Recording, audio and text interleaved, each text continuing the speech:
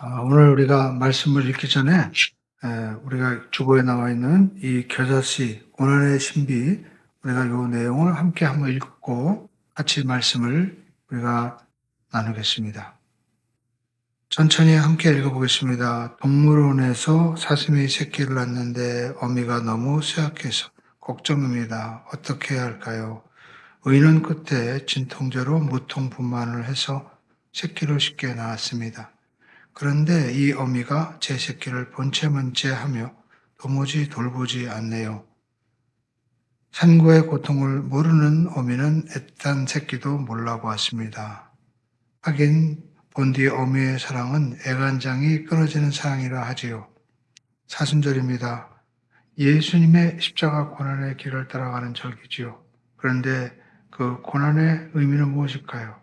고난은 생명의 원리입니다. 모든 생명은 아픔으로 시작합니다. 우리는 모두 어머니의 해산의 진통으로 태어났습니다. 새 몸의 여린 새수는 단단한 껍질을 깨뜨리는 진통으로 돋아납니다. 앙증맞은 꽃봉우리들은 혹독한 꽃샘바람에 치를 떨어야 아름답고 향기롭게 변합니다. 고난은 또한 구원의 원리입니다. 우리는 모두 예수님의 십자가 고난으로 구원받았습니다. 예수님은 고난의 깊은 뜻을 이렇게 말씀하셨습니다. 함께 읽겠습니다. 만일 하나가 땅에 떨어져 죽으면 열매를 많이 맺는다. 세봄입니다. 온 땅이 고난의 신비로 가득합니다. 이제 고난주간을 우리가 바라보면서 특별히 우리가 이 고난주간에 형식적으로 지내는 것이 아니라 함께 고난의 깊은 의미를 묵상하고 또 고난주간 우리가 기도에 함께 참여하기를 원합니다. 오늘 말씀의 제목은 따라하겠습니다. 신앙생활, 탈선하지 않는 길. 아마 누구나 기차 여행의 경험이 있을 것입니다. 저도 저쪽 가평이라든지 그런 곳에 어렸을 때 기차 여행을 한 기억이 있습니다. 기차간에서 특별히 그전에는 그 음식을 파는 분도 계시고 또 많은 분들이 지나가는 그 창밖으로, 차창 밖으로 많은 풍경이 지나가는 것을 보고 정말 신기하고 그렇게 어느덧 이야기하다 보면 도착지에 이르게 되죠. 참 좋은 추억이었습니다. 이 기차는 그렇게 무겁고 많은 사람을 태웠지만 가는 이유가 있죠. 선로가 있기 때문에 그렇습니다. 그래서 선로를 늘 그렇게 점검하는 것을 볼 수가 있습니다. 그런데 이 선로는 항상 평행을 유지해야만 되는 것입니다. 삐뚤어지거나 어긋나면 안 되죠. 기차가 탈선의 위험성이 있기 때문이죠. 이처럼 우리가 신앙생활 할 때도 우리가 선로를 기차가 따라가듯이 우리가 하나님의 말씀을 따라 우리가 가야 되는데 하나님 앞에 우리의 믿음이 항상 올바로 놓여져 있는가 우리가 항상 볼 수 있어야만 되는 것입니다. 우리는 항상 하나님과 우리 사이에 중보자이신 예수님, 우리의 죄를 사하시기 위해서 사람이 되어 오신 그 예수 그리스도만을 우리가 의지하고 우리가 나가야 되는 것입니다. 그래서 하나님께서 늘 우리가 잊지 않도록 이렇게 불러 모아서 목자가 양을 부르듯이 하나님의 음성을 우리가 들려주시는 것이죠. 오늘 우리가 마태복음 12장을 보면 예수님께서 이 12장을 통해서 우리에게 어떻게 하면 신앙생활에서 탈선하지 않고 갈 수 있는가 거기에 대한 말씀을 우리에게 하십니다. 우리가 간단하게 먼저 말씀드리면 생명을 살리는 일에 집중해야 된다라는 것입니다. 그리고 하나님의 하신 일을 인정할 수 있어야만 되는 것이죠. 그리고 우리는 무엇보다도 우리가 우리 신앙생활의 기준은 하나님의 말씀이 되어야 된다라는 것입니다. 요즘 보면 착한이즘이라고 해서 사람들이 나는 법 없이도 착하게 살 수 있어. 그래가지고 늘 사람들에게 자기의 존재를 나타내기 위해서 착하게 그렇게 좋은 사람처럼 보이려고 하는 그런 모습들이 많이 있습니다. 그 착한 이즘의 본질은 인정을 받고 싶어하는 그런 마음이죠. 그렇게 다른 환경과 사람들에게 내가 잘 맞춰주지만 우리가 본질, 자기 자신을 잃어버리면 우리가 아무 소용이 없는 것입니다. 그래서 우리 개신교는 프로테스탄트라고 얘기하죠. 우리가 본질을 추구한다라는 겁니다. 우리가 천주교에서 얼마나 많은 형식이 있습니까? 그리고 얼마나 또 멋있어요. 그러나 아무리 형식이 있어도 그 속의 본질을 잃어버리면 안 된다라는 것이죠. 그래서 우리 신앙의 본질은 오직 예수 그리스도를 믿는 믿음으로 우리가 구원을 받는다라는 것을 집중하는 것이 바로 우리 개신교의 본질인 것입니다. 그리고 우리가 정말 선하게 살아야 되는데 우리가 이 선하게 사는 것은 무엇입니까? 우리가 마태복음 12장 12절에 보니까 선은 바로 하나님의 생명을 우리에게 이 땅에 또 우리 삶 가운데 보여주면서 생명을 살리는 거예요. 착한 도덕적인 것보다도 하나님의 생명을 살린, 하나님께 주시는 생명을 살리는 일에 우리가 집중하는 것이 바로 선이다라는 것입니다. 그래서 우리는 첫 번째 생명을 살리는 일에 집중해야만 되는 것입니다. 우리 한번 따라하겠습니다. 생명을 살리는 일에 집중해야 됩니다. 마태복음 12장을 보면 초반부에 두 가지 이야기가 나오고 있습니다. 그 생명을 살리는 이야기인데 예수님의 제자들이 그 안식일 날 가다가 밀밭에서 밀을 비벼서 먹는 사건이 나오죠. 한번 12장 1절 한번 성경 펴줬으니까 한번 같이 한번 읽어볼까요? 12장 1절에 그때 예수께서 안식일에 밀밭 사이로 가셨어요. 제자들이 시장하여 자, 이 밀이삭을 잘라 먹는 사건이 나오고 있습니다. 누가복음에도 나오는데 그때 보면 더 구체적으로 얘기합니다. 밀이삭을 잘라서 비벼서 이렇게 자기들이 먹었다라는 겁니다. 그리고 또 한 가지 사건이 나오는데 9절에 보면 거기에서 떠나 그들이 회당에 들어갔을 때 10절에 보니까 어떤 사람이 한쪽 손 마른 사람이 있는지라 사람들이 예수를 고발하여 물어 이르되 안식일에 병을 고치는 것이 옳으니까 하면서 예수님께서 그 안식일에 이 사람을 고쳐주시는 거예요. 손을 내밀어라 그래가지고 13절에 보니까 그 사람이 손을 내밀죠. 그랬더니 다른 손과 같이 회복이 되어 성하게 됐다라는 것입니다. 여러분 이 손 마른 사람들이 그 손 마른 사람이 얼마나 정말 힘들게 나왔을까요? 우리가 주일날 예배 드릴 때 건강하게 우리가 나오면 참 좋죠. 그러나 몸이 아픔에도 불구하고 정말 병원에 입원해야 될 처지인데 그래도 주님께서 저에게 은혜를 베풀어 주세요. 그리고 저는 주님을 예배하기 원합니다. 이렇게 주님 앞에 나온 그 사람을 주님께서 외면하지 않고 이렇게 고쳐주셨죠. 그래서 이 두 사건이 나오는데 이 두 사건에 대해서 당시 이 바리새인들은 시비를 거는 것을 볼 수가 있습니다. 먼저 예수님 제자들이 그 주일날 안식일날 밀밭 사이로 가다가 밀이삭을 잘라서 먹었는데 성경을 보니까 밀이삭을 잘라서 비볐어요. 그러니까 비비는 게 일이라는 거예요. 일. 유대인들은 하나님께서 안식일을 거룩하게 지켜라. 그게 결국 우리를 위한 겁니다. 역사를 보면 우리가 프랑스도 이렇게 공산당이 있잖아요. 그래가지고 프랑스가 그 옛날에 좀 더 많은 어떤 지금으로 말하면 그 회사라든지 공장에 그 많은 효과를 얻기 위해서 10일 동안 일하고 그다음에 이제 쉬게 했어요. 10일제죠, 10일제. 그런데 어떻게 되었을까요? 사회가 막 폭동이 일어나고 사람들이 불안해하고 사고가 막 일어나는 거예요. 그래가지고 다시 일주일에 한 번씩 쉬는 걸로 이렇게 돌아갔다는 그런 역사가 있습니다. 그러니까 여러분 사람이 일만 하면요 사람이 못 견뎌하는 거예요. 그러니까 결국 안식일을 하나님께서 지정하신 이유는 우리를 위해서 그렇게 하신 것이죠. 그러니까 지금 저희들이 안식일날 밀밭 사이로 가다가 밀을 왜 먹었겠어요? 배가 고파서 먹은 거예요. 너무나 배가 고파서 먹었는데 그 비빈 일에 대해서 안식일 날 해서는 안 될 일을 했다는 거예요.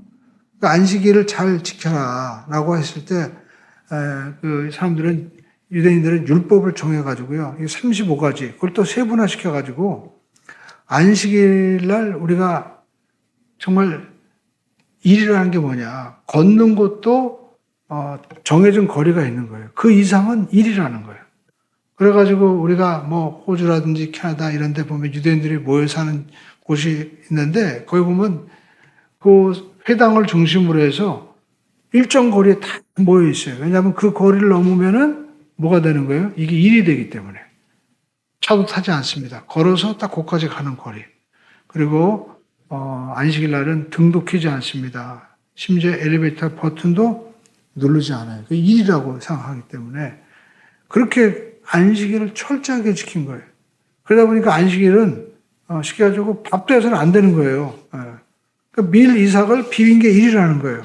그런데 그때 거기에 대해서 지금 예수님께서 뭐라고 말씀을 하시는가. 우리가 12장 2절에 보니까 바리새인들이 예수님 앞에 예수님 보시오. 당신의 제자들이 안식일에 하지 못할 일을 지금 했습니다. 하고 고죠. 그때 예수님께서 3절에 예수께서 이르시되 다윗이 자기와 그와 함께한 자들이 시장할 때 한 일을 읽어보지 못하느냐.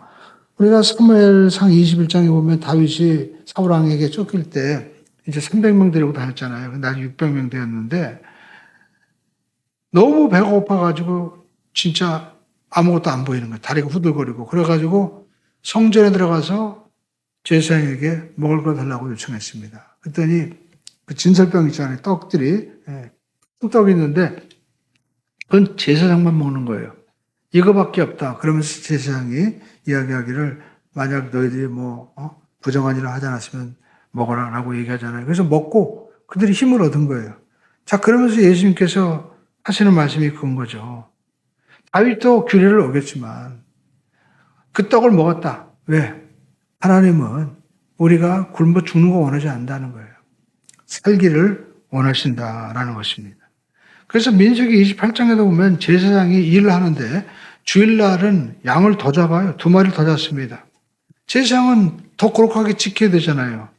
그럼에도 불구하고 성전에서 양을 2마리 더 잡는 이유는 뭡니까? 그것은 생명을 살리는 일, 죄사함 받고 하나님 앞에 속죄 안 받는 것이 더 중요하기 때문에 그렇게 안식일날 일을 해도 죄로 여기지 않았다라는 것입니다. 그런데 지금 이 안식일을 만드신 하나님, 그 하나님이 예수님이 지금 오셨잖아요. 그런데 그 예수님께서 지금 하는 게 뭡니까? 생명을 살리는 일을 하신 거예요. 손 마른 자를 고쳐주었습니다. 그러면서 그들에게 합니다. 너희들도 양이 구덩이에 빠졌을 때 건지지 않느냐라고 그 얘기를 하고 있는 거죠. 11절 보시죠. 예수께서 이르시되 너희 중에 어떤 사람이 양 한 마리가 있어서 안식일에 구덩이에 만약에 빠졌다면 그 사람은 끌어내지 않겠느냐. 왜? 자기 양이니까. 그런데 지금 누굴 고쳤어요? 12절에 사람이 양보다 얼마나 귀하냐. 그러므로 안식일에 선을 행하는 것, 이렇게 생명을 살리는 것이 옳으니라 라고 말씀하고 있습니다. 그러니까 하나님이 원하시는 선은 생명을 살리는 일이다라는 것입니다. 그러니까 예수님께서는 지금 말씀하는 게 안식일 날, 안식일에 어떤 병을 고치는 일, 이것이 어떤 규례보다 더 중요한 것은 살리는 일이라는 거예요. 손이 마른다는 것은 피가 안 도는 겁니다. 그래서 유대인들은 이 생명은 피에 있다고 생각했죠. 그 피가 안 통하면 죽는 거예요. 근데 여러분, 그 병자 입장에서 볼 때는 얼마나 힘들겠어요. 그 순간순간. 그리고 그날 또 죽을 수도 있어요. 그날 지나면. 그런데 양은 그 성격이 안 좋잖아요. 양은 고집불통이고, 그리고 또 앞도 잘 안 보이고, 그리고 구덩이에 빠졌으면 주인이 날 데려오겠다라고 기다리면 되는데, 거기서 발버둥 치다가 다리도 부러지고 그래가지고 구덩이에서 죽으니까 그날 즉시 끌어내어서 살리는 거예요. 왜? 자기 거니까. 또 재산이니까. 그런데 하나님께서 하나님의 자녀, 사람을 살리는 일을 하나님 어찌 기뻐하지 않겠느냐. 하나님이 지금 말씀을 하시는 거죠. 그래서 우리가 이 교회의 역할이 중요합니다. 교회는 우리가 구별되어서 모여진 사람들, 에클레시라고 얘기하죠. 우리가 그걸 거룩이라고 표현합니다. 그러면 왜 구별되었느냐? 그냥 우리가 구별돼서 나는 다른 사람보다 하나님의 자녀야 해가지고 내가 거룩하다. 거기에만 머무르는 것이 아니라 이 거룩한 것은 거룩한 일에 쓰임을 받기 위해서 구별되게 하신 거예요. 많은 사람들이 어떤 특권을 줍니다. 목회자도 특권이 있죠. 저도 군대에서 군종병에 사역을 하면서 많은 특권을 누렸습니다. 그런데 그만큼 혜택을 주는 거 보니까 특별한 일을 하라는 거예요. 어쩔 때는 근무를 안 씁니다. 그런데 하는 게 있어요, 또. 다니면서 신방도 하고, 기도도 해주고, 그리고 또, 다른 분들이 할 수 없는 여러 일들을 또 했거든요. 그러니까, 교회도 마찬가지입니다. 교회는 우리가 거룩한 사람들이 모여서 이 예배 드리는데, 여기서 우아하고, 우리가 편안하게만, 우리는 의인이야라고 있는 것이 아니라, 구조선이 되어야 된다는 거예요. 다른 사람들을 살리는 일에 우리가 나서야 된다라는 것입니다. 이것이 하나님께서 우리에게 원하시는 일이다라는 겁니다. 그러니까 교회에서 우리가 쉽게 가지고 신앙생활 편하게 하는 일이 있죠. 아무것도 안 하면 돼요. 그냥 예배만 드리면 되는 거예요. 그런데 하나님은 그걸 원하시는 것이 아니라 우리가 어떻게 해요? 전도도 하고, 전도하다 보면 때로는 욕도 얻어먹고 망신도 당하고, 그리고 어떤 일을 하다 보면 또 우리가 심지어는 사고도 있을 수 있잖아요. 살리는 일을 하다 보면 그런 일이 있을 수 있지만 그 모임과 그런 일을 하는 곳이 정말 하나님께서 원하시는 것이다 라는 것을 우리에게 말씀을 하고 있는 거죠. 그래서 하나님께서 우리에게 원하시는 것은 우리의 마음. 우리가 예배할 때도 여기서 아무리 좋은 장비라든지 사람들이 모여서 수백 명이 찬양을 한다 할지라도 마음이 없으면 아무 소용이 없는 거예요. 마음. 그래서 우리가 구약에 보면 그 이야기가 나오죠. 사울 왕이 아말렉과의 전투할 때 하나님이 다 진멸하라고 했습니다. 옛날에 아말렉 사람들이 하나님의 뜻을 막았잖아요. 가나안으로 가는 길을 막았습니다. 그래서 하나님께서 내가 대대로 저 아말렉과 싸우리라고 말씀하셨어요. 그래서 아말렉의 모든 하다못해 전리품들도 다 없애라고 했는데 사울 왕이 가보니까 소라든지 양이 너무 좋은 거예요. 그래가지고 그걸 데리고 왔습니다. 근데 사무엘 선지자가 얘기하죠. 하나님이 다 진멸하라고 했는데 왜 가지고 왔습니까? 그랬더니 그가 뭐라고 얘기했습니까? 이거 하나님 앞에 제사 드리려고 가져온 거예요. 그렇게 얘기했어요.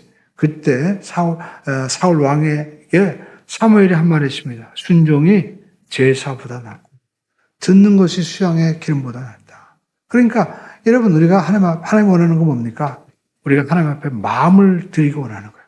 아무리 좋은 수양과 그리고 천천 기름을 우리가 갖다 바친다 할지라도 하나님 앞에 하나님 저는 하나님의 은혜가 아니고서는 하나님이 이 그리스도의 사랑이 아니고서는 죽을 수밖에 없는 죄인인데 이렇게 나를 사랑해 주시고 하나님 저에게 은혜를 베풀어 주심을 감사합니다. 이 마음을 가지고 나가는 그런 마음이 있기를 원하시는 거예요. 그래서 안식일 날도 예배를 드리는 게 중요한 것이 아니라 이 예배의 목적이 뭐냐? 사람을 살리는 일을 하는 거예요. 그래서 이렇게 살리는 일을 하는데 왜 너희가 정죄하고 있느냐? 네가 이 정말 뜻을 알았더라면 무지한 자를 너희들이 정죄하지 않았을 것이다 라는 것입니다. 지금 우리가 안식일 주일을 지키고 있죠. 우리가 주일의 주일은 예수님이에요. 우리가 예수님 안에 있는 정말 우리가 해야 될 일은 무엇입니까? 생명을 살리는 일에 집중해야 된다는 것입니다. 먼저 내 영혼이 사시기를 주님의 이름으로 충을 듭니다. 내가 그냥 형식만 내가 이 사람 저 사람한테 잘 보여가지고 인정받으려고 하는 이런 체크니즘이 아니라 저는 하나님의 뜻을 위해서 때로는 내가 실수하고 넘어져도 주님의 은혜를 위해서 제가 나가기 원합니다. 우리가 봉사하고 또 우리가 일을 할 때도 보면은 때로는 남들한테 욕을 얻어먹을 때도 있잖아요. 왜 저렇게? 그래도 주님은 뭘 보시는 거예요? 마음을 보시는 거예요. 마음을 보시는 거예요. 네. 우리가 주일날 우리가 식당에서 또 식사도 하죠. 어떤 분들은 내 음식 스타일에 맞지 않을 수도 있어요. 그렇지만 그 마음과 정성을 보면 얼마나 귀해요. 네. 여러분의 자녀들이 용돈 줄 때도 있죠. 우리가 그 고사리 같은 손으로 엄마 또 아빠 이거 한번 드셔보세요 할 때 이거 얼마나 어떻게 보면 별 볼 일 없어요. 그렇지만 그 마음을 볼 때 너무나 귀한 거예요. 하나님도 우리의 마음을 보신다라는 것입니다. 그러므로 저와 여러분들이 하나님 원하시는 마음이 무엇인지 우리가 알아야만 되는 것입니다. 그것은 생명을 집중하는, 내가 먼저 살아야 돼요. 그러기 위해서는. 내가 먼저 살아야 돼요. 그래서 주일날 아무리 힘들어도 정말 이 손마른 자처럼 하나님 앞에 나가기 원합니다. 그 오기까지 과정이 얼마나 힘들었겠어요. 그리고 여러분 자기의 그 부끄러운 모습을 가지고 나온다는 게 얼마나 큰 용기가 필요합니까? 그러니까 그 하나님을 의지하는 그 마음을 예수님 먼저 보신 거예요. 그러므로 저와 여러분들이 하나님 앞에 생명을 살리는 일에 집중해야 됩니다. 그리고 우리가 이 마태복음 12장에서 두 번째 우리가 볼 수 있는 것은 우리가 사실을 인정하는 믿음이 있어야 된다라는 것입니다. 우리가 22절로 27절 보면 이와 같은 이야기가 나오죠. 귀신 들려서 말 못하고 뭡니까? 못 보는 사람을 고쳐주죠. 22절 말씀 읽어볼까요? 그때 귀신 들려 눈 멀고 말 못하는 사람을 데리고 왔거늘 예수께서 고쳐주시매 그 말 못하는 사람이 말하며 보게 된지라. 얼마나 놀라운 일이 벌어졌습니까? 그런데 그들의 반응은 어땠을까요? 두 가지로 나눠줬어요. 많은 무리들은 23절에 읽어보시죠. 무리가 다 놀라 이르되 이는 다윗의 자손이 아니냐. 다윗의 자손이 누굽니까? 다윗의 후손으로 메시아가 온다고 그랬죠. 그러니까 이분이 하나님의 아들이고 구원자라는 거예요. 그런데 바리새인들은 뭐라고 얘기했을까요? 24절에 읽어보겠습니다. 시작. 바리새인들은 듣고 이르되 이가 귀신의 왕. 예, 예수님이 이 일을 이끈 것은 바알셉을 쉽게 해가지고 귀신 불러서 귀신 쫓아낸 거야. 그렇게 얘기를 하는 거예요. 그랬더니 예수님께서 25절에 그들의 생각을 하시고 자, 나라도 스스로 분쟁하면 어떻게 해요? 황폐해지고 망하는 거 아니냐. 스스로 분쟁하는 동네나 집마다 서지 못한다. 망한다는 거예요. 그러면서 25절에 사탄이 사탄을 쫓아내면 스스로 분쟁하는 것이니 그리하고야 어떻게 그의 나라가 서겠느냐 하면서 27절에 또 내가 바알세보를 힘입어 귀신을 쫓아내면 너희 아들들은 누구를 힘입어 쫓아내느냐 그러므로 그들이 너희의 재판관이 되리라. 자, 너희들이 바알세보를 힘입어 귀신을 쫓아낸다고 했는데 여기 너희 아들이라고 얘기했는데 우리가 영어 성경이라든지 본문에 보면 너희들 가운데도 축사의식이 있다는 거예요. 그럼 너희들이 그렇게 귀신 쫓아내는 일을 하는 사람들은 그러면 귀신의 힘을 힘입어서 한다고 하면 아니 내가 하나님 믿는 사람인데 내가 귀신의 힘을 힘입어서 쫓아낸 거야? 너희들은 그 사람들이 너희들을 향해서 어떻게 해요? 심판관이 된다는 얘기죠. 그러니까 하나님의 이름으로 쫓아낸다는 거예요. 그분들도. 예수님도 당신의 능력으로 하나님의 아들이시니까 쫓아냈는데 어떻게 바알세보를 힘입어 쫓아낸다고 하느냐. 예수님께서 지금 뭡니까? 인정하라고 말씀을 하시는 거죠. 우리가 신앙생활하면서 이 바리새인처럼 자기 생각, 이념 그리고 또 때로는 전통, 고집 여기에 휩싸여 가지고 또 우리가 심지어는 우리가 이 기독교 내에서도 그 전에 우리가 순복음교회 맨 처음에 이단이라고 그랬잖아요. 우리가 모여서 기도하고 방언도 하고 풍성으로 기도할 때 하나님이 다 아는데 뭘 저렇게 소리를 지르냐고 막 이단이라고 했습니다. 왜? 자기와 칼라가 다르니까. 그러니까 여러분 이렇게 우리가 인정한다는 것이 쉽지 않은 것 같아요. 항상 사람들은 자기 생각에, 자기 진영에, 또 자기 논리에 잡혀 있습니다. 근데 여러분 우리가 이렇게 인정하지 않으면 어떤 일이 벌어질까요? 내가 내 잘못을 인정하지 못하면 회개하지 못하는 거예요. 사람들이 제일 무서워하는 게 결국 자기 자신이 빨개벗겨지는 거예요. 내가 죄인입니다. 나 아무것도 아닙니다. 내가 그 죄인임을 인정하지 못하는 거예요. 그 두려운 거죠. 그래서 자기 어떤 지위라든지 그리고 자기 어떤 여러 가지 옷이라든지 이런 것들로 포장을 하죠. 그러나 여러분 우리는 죄인임을 항상 인정할 수 있어야 돼요. 레위기를 읽으면서 참 놀라운 것은 어떻게 레위가 이스라엘 백성들을 대표해서 하나님 앞에 이렇게 예배드리는 거룩한 제사장의 사역에 그렇게 쓰임받을 수 있을까? 레위가 보면 야곱의 그 딸 디나가 강간당해가지고 세겜 그 지역의 사람 그 주장 한번에게 시집 간다고 했을 때 꾀를 내잖아요. 너희들이 그러면 할례를 해라. 그러면 우리 그 디나 우리 누이를 시집 보내겠다. 그래놓고 가서 어떻게 합니까? 칼로 죽였잖아요. 그래가지고 그 사람들이 전부 다 야곱 집안을 죽이려고 했습니다. 그래서 아버지 야곱이 저놈들은 아주 우리 우리나라 말로 죽일 놈들이다. 그래서 나중에 자기가 야곱이 마지막 세상 떠날 때도 축복하지 않습니다. 근데 어떻게 그런 사람들이 제사장이 됐습니까? 뭘 얘기할까요? 그들이 양을 잡고 소를 잡아서 짐승을 죽일 때마다 뭘 생각했을까요? 나도 옛날에 이렇게 사람들을 죽이고 그리고 내가 잘못했는데 하나님이 그런 나를 어떻게 해요? 제사장으로 불러서 너는 죄인이지만 네가 용서받았잖아. 그러니까 남들이 너한테 와가지고 나는 이런 죄를 졌습니다라고 얘기할 때 정죄하지 말고 너는 더했다라는 것을 인정하고 항상 그들의 연약함을 받아들여서 중재하는 제사장의 사역을 잘 겸손하게 하라고 그렇게 하신 거예요. 저도 마찬가지입니다. 저도 목회자지만 제가 남보다 잘나서 목회자 된 거 아무것도 없어요. 공부도 못했고 그리고 사회생활도 제대로 못하니까 하나님이 너는 그냥 목회자 해라 해가지고 하나님 불러주셔서 하는 거지. 여러분 그걸 잊어버리면 안 된다라는 걸 하나님이 말씀하시는 거죠. 그래서 저와 여러분들이 이렇게 하나님이 하신 일을 인정하고 내 잘못도 인정하고 또 남이 나보다 잘한 것도 인정해야만이 뭐가 될 수 있어요? 발전할 수 있는 거예요. 회사에서도 어떤 회사가 잘했어요. 그러면 저 회사는 왜 잘했을까라고 배울 수 있어야지. 우리가 고집하고 있다가는 망하죠. 그 유명한 게 우리가 알고 있는 이 핸드폰 나오기 전에 코닥이라는 회사죠. 지금 우리가 사진 찍어가지고 필름으로 인화 안 하지만 그전에는 전부 다 우리가 현상소 가서 인화했잖아요. 동네마다 전부 다 이 코닥 필름 해가지고 인화해가지고 사진 찍으면 가가지고 사진 인화해가지고 우리가 했습니다. 그러나 지금은 우리가 핸드폰으로 찍고 해가지고 디지털로 수천 장 보잖아요.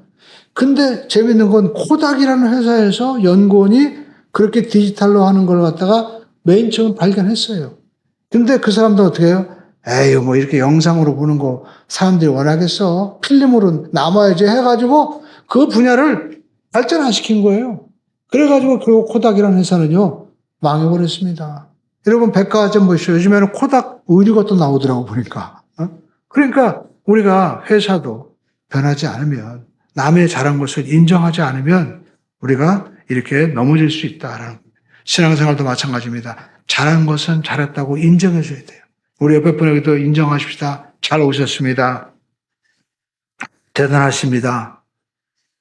여기까지 오기까지 어떤 분은 정말 오늘 내가 어떤 일을 해야 되는데 그걸 뒤로 미루기도 하고 몸도 아프기도 하고 때로는데 내 마음이 내 마음 같아서는 예배 드리고 싶은 마음이 아니야. 그럴 때도 있잖아요. 그죠? 저도 설교할 때 목회자지만 그럴 때도 있어요. 저도 지금 목이 약간 쉬었는데 저도 왜 쉬었는지 모르겠어. 이럴 때 좀 쉬고 싶어요.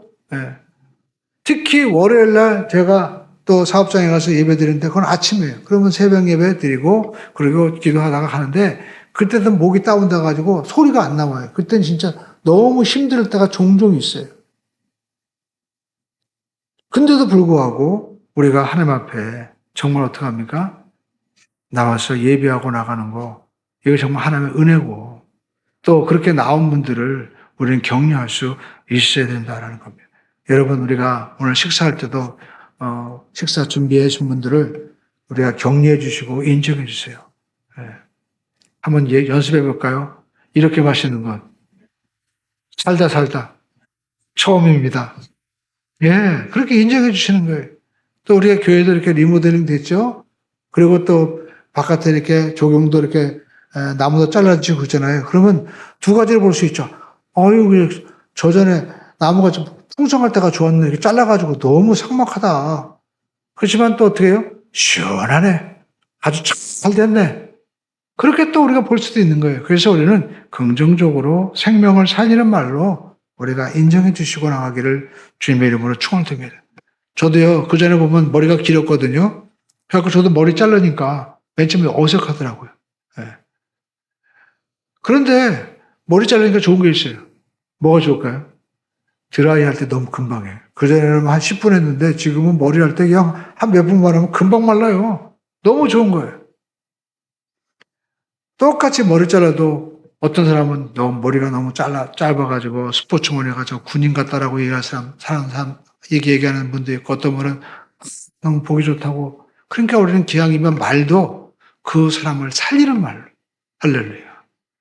우리가 교회 내에서도 우리가 그 사람의 사실도 있지만 살리는 쪽으로 자꾸만 예배를 말도 해주고 격려할 수 있어야 된다라는 것입니다. 그리고 중요한 것은 이렇게 인정하는 것은 지금 인정해야 되는 거예요. 지금 우리 한 땅에서 지금 인정하자. 미루지 말라는 거예요. 예수님께서 하시는 말씀이 있죠. 유명한 말씀. 우리가 28절 말씀. 자, 그러나 내가 하나님의 성령을 힘입어 귀신을 쫓아내는 것이면 하나님의 나라가 이미 너에게 임하였다. 라고 말씀하시면서 31절에 유명한 말씀하고 있죠. 그러므로 내가 너에게 이르노니 사람에 대한 모든 죄와 모독은 사함을 얻되 성령을 모독하는 것은 사하심을 얻지 못하고 라고 말씀하고 있습니다. 그러면서 또 누구든지 말로 인자를 고백하면 사하심을 얻되 누구든지 말로 성령을 고백하면 이 세상과 어느 세상에도 사하심을 얻지 못하리라 32절에 말씀하고 있죠. 여러분 이 말씀을 우리가 신학적으로 우리가 성령 해방죄는 이건 용서받을 수 없다라고 막 얘기하기도 하는데 문맥을 보면 다른 간단해요. 지금 예수님을 인정하지 않는데 성령님은 나중에 오시잖아요. 나중에 너희들이 인정하겠냐 이거예요. 그러니까 지금 인정하라는 거예요. 지금. 그러니까 이 구원의 현재성이죠. 많은 사람들이 그러면 나중에 잘할게. 여러분 나중에 어디 있어요. 지금 우리가 인정해야 된다라는 것입니다. 그래서 성경은 말씀하고 있죠. 고린도후서 6장 2절에 한번 읽어보겠습니다. 고린도후서 6장 2절에 이르시되 내가 은혜 베풀 때 너희가 듣고 구원의 날에 너희를 도왔다 하셨으니 보라 지금은 은혜 받을 만한 때요. 지금은 구원의 날이로다. 지금 결단하라는 거예요. 나중에 목사님 제가 돈 많이 벌어서 제가 성공해서 열심히 그때 주의를 하겠습니다. 아니에요. 지금 하면 되는 거예요. 미루지 마시고 지금 우리가 결단하고 나가시기 바랍니다. 미루다가 망하는 것입니다. 그래서 지금 이 바리새인들 나중에 예수님이 메시아로 밝혀지면 내가 다 알고 믿어보겠다? 아닙니다. 지금 집중하면 되는 거예요. 지금 내가 이분이 하신 일이 하나님의 하신 일이 맞으면 인정하고 받아들여야만 되는 것입니다. 자기의 세계를 깨트려야만 되는 것이죠. 우리가 헤르만 헤세 보면 그 유명한 이야기가 나오죠. 우리가 투쟁하면서 새는 알에서 깨트리고 나온다는 거죠. 알은 곧 자기의 세계라는 거예요. 많은 사람들이 이렇게 그 알처럼 자기 세계에 갇혀 있습니다. 마치 어린아이가 양수 속에 엄마 있을 때는 거기 세계가 전부인 것처럼 생각하잖아요. 그러나 엄마 뱃속에서 나오면 고통스럽지만 이건 말할 수 없는 정말 세계가 펼쳐지는 거예요. 알에서 깨어나와 새가 돼야만이 천공을 날 수도 있는 것입니다. 끝없이 펼쳐져 있는 세계를 볼 수 있는 거예요. 오늘 저와 여러분들도 마찬가지입니다. 오늘 정말 잘 오셨어요.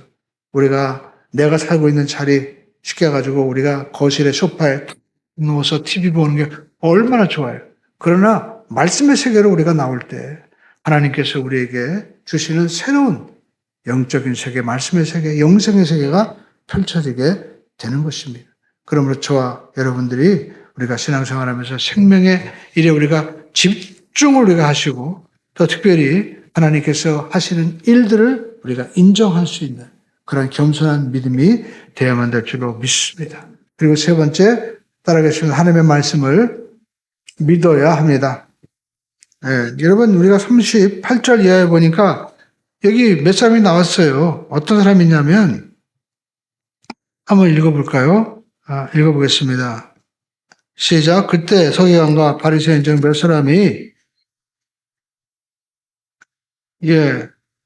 이분들이 가만히 보니까 예수님이 하시는 일이 정말 메시아가 맞는데 정말 뭔가 좀 한 방을 좀 보여달라는 거 확실히 내가 믿고 따르겠다. 그러니까 여러분 우리가 신앙생활하면서 이처럼 주저주저 하는 분들이 있는 거예요. 여러분 주저주저 하지 말고 내가 믿겠다. 하나님의 아들이 맞다라면 우리가 결단하고 우리가 나가야만 우리가 될 줄로 믿습니다. 많은 사람들이 어떤 표적과 이적을 구하는데 우리가 표적과 기적을 쫓아가는 신앙은요 위험하다는 거예요. 이단에 빠질 수가 있어요. 우리가 이단이 하는 일은 뭡니까? 보여주기를 정말 너무 잘하는 거예요. 우리가 대표적인 게 우리 한국 사회를 무리를 일으키고 있는 신천지 보십시오. 맨날 하는 게 수료식을 한다 해가지고 운동장에 모여가지고 무슨 육군사관학교도 아니고 우리가 논산훈련소에서 수료식 할 때도 그렇게 하지 않았는데 줄을 갖다가 그냥 레이저로 맞췄는지 맞춰가지고 전부 다 똑같은 옷을 입고 뭐 하는 짓이에요. 그러면서 자기들이 그 수를 다 채웠다고 막 보여주잖아요. 근데 거기 보면 막 유명인도 있고 그리고 뭐 경제계 유명한 사람들도 막 세우잖아요. 그럼 뭘 얘기하는 겁니까? 보여주려고 하는 거예요. 보여주려고. 근데 여러분 우리가 보여주기식은요 굉장히 위험한 겁니다. 여러분 우리가 어떤 새로운 음식점이라 이런 데 보면 막 줄 서 있죠. 근데 보면 알바생들이 대부분이에요. 사람들이 보면 야, 줄 서 있는 거 보고 대단하다. 근데 아니 보십시오. 거기 알바생들이 엄청 많은 거예요. 그래가지고 사람들에게 보여주려고 그렇게 하는 거예요. 그러니까 보여주는 것은 얼마든지 여러분 조작이 가능하다는 거예요. 돈과 권력으로 얼마든지 할 수 있는 거예요. 그것이 바로 우리가 표적을 구하는 신앙이 될 수 있다는 겁니다. 어떤 분은 내가 꼭 기적을 봐야 된다라고 얘기하는데 내가 보는 게 맞냐 이거예요. 내가 꼭 확인해야 되겠다고 하는 사람처럼 어리석은 사람이 없어요. 우리는 객관적으로 우리가 이 모든 것들을 잘 보고 또 무엇보다도 하나님이 말씀하셨으면 우리가 받아들일 수 있어야만 되는 것이죠. 그래서 예수님께서도 표적을 보여달라고 할 때 내가 요나의 표적밖에는 보일 게 없다라고 얘기하죠. 요나는 물고기 뱃속에 들어갔다 3일 만에 나왔습니다. 근데 니느웨 백성들은 그가 물고기 뱃속에서 나왔다고 믿었습니까? 아니죠. 그가 전한 말씀을 듣고 회개했잖아요. 그래서 성경 말씀하고 있죠. 성경 우리가 40절을 보시죠. 읽어보겠습니다. 요나가 밤낮 사흘 동안 물고기 뱃속에 있었던 것 같이 인자도 밤낮 사흘 동안 땅 속에 있으리라. 41절 시작. 심판 때 니네 사람들이 일어나 이 세대 사람들을 정죄하리니 이는 그들이 요나의 뭐예요? 전도를 듣고 회개하였습니다. 요나보다 더 큰 이가 여기 있다는 거예요. 요나가 살아남아서 변화된 게 회개한 것이 아니라 요나가 전한 말씀을 듣고 그들은 변화되었다는 거죠. 남방여왕, 우리가 알고 스바여왕이죠. 솔로몬에게 왜 찾아왔습니까? 말씀을 들으려고. 그 말씀을 듣고 우리가 이 이티오피아라든지 우리가 이집트 같은 데 가면 kop트교, 기독교 계통이잖아요. 다 있잖아요. 그러니까 우리가 눈으로 보고 내가 경험하는 것으로 아니라 말씀을 우리가 믿어야 된다라는 겁니다. 오늘 하나님의 말씀으로 우리가 변화될 수 있는 우리 모두가 되어야만 될 줄로 믿습니다. 그래서 성경 우리가 사도행전 5장 42절에 보니까 그들이 날마다 성전에 모였어요. 그리고 또 집에 있든지 성전에 있든지 그들은 뭡니까? 예수님이 그리스도다, 메시아다라는 것을 그들이 선포하고 전도하기를 쉬지 않았다라고 말씀하고 있습니다. 그러니까 초대교회에서도 한 일은 뭐냐면 말씀을 전하는 일에 집중한 거예요. 말씀을 전하다 보니까 기적도 일어난 거고 또 말씀을 내가 정말 나누다 보니까 하나님의 은혜가 풍성하게 일어나는 거지 맨날 어디 뭐 표적이 있나 기적이 있나 쫓아내다 보면 그 사람은 누구한테 이용당하거나 그리고 어떡합니까? 그 이단에 넘어가기가 너무나 쉽다라는 것입니다. 그러므로 저와 여러분들이 내 생각을 내 고집을 버리고 아래서 깨어나오듯이 우리가 말씀의 세계로 들어오시기를 주님의 이름으로 축원을 듭니다. 여러분 우리가 운전할 때도 음주 단속하죠. 왜 합니까? 우리가 올바른 운전을 하라고 단속하는 거예요. 신앙생활도 마찬가지입니다. 우리가 신앙생활할 때 이 기차가 철로를 달리듯이 항상 우리가 탈선하지 않도록 잘 점검해야만 된다라는 것입니다. 하나님의 말씀과 내가 함께 내가 하고 있는가? 내가 생명을 살리는 일에 집중하고 있는가? 내가 지금 인생을 달려가는데 무엇을 향해서 내가 달려가고 있는가? 우리가 이걸 점검해야 됩니다. 그래서 내 자신도 인정하고 하나님이 하신 일도 인정해야 돼요. 하나님의 역사가 맞다면 우리는 정말 주님의 일에 동참할 수 있어야만 되는 것입니다. 그리고 하나님께서 우리에게 하시는 이 모든 일들을 우리가 말씀하신 이 말씀에 우리가 믿음을 우리가 두고 나가야 변화되는 것이지 우리가 기적과 이적만 쫓아가다 보면 여러분 더 넘어질 수 있어요. 우리가 코로나 이후로 많은 사람들이 또 신앙생활을 이렇게 주저앉은 분도 있는데 그 가운데 보면 과거에 병도 고침받고 많은 이적을 체험했어요. 그럼에도 불구하고 주저앉아 있는 거예요. 왜 그럴까요? 말씀을 따라가지 않기 때문에. 그러므로 저와 여러분들이 아침에 일어나면 우리 교회 말씀과 함께 우리가 유튜브에 올려주고 또 새벽 예배도 우리가 드리잖아요. 우리가 교회 오셔서 예배하면 더 좋지만 만약에 못 오시더라도 성경 말씀을 읽고 말씀을 우리가 읽고 하루를 우리가 그 말씀을 따라 가시기를 주님의 이름으로 축원을 드립니다. 우리 한번 따라가겠습니다. 생명 살린 일에 집중하자. 하나님이 하신 일을 인정하자. 말씀에 뭐예요? 믿음을 세우세요. 할렐루야. 그러므로 믿음은 들음에서 나고 들음은 그리스도의 말씀으로 말미암느니라. 말씀 위에서는 우리 신앙이 되시기를 주님의 이름으로 축원드립니다.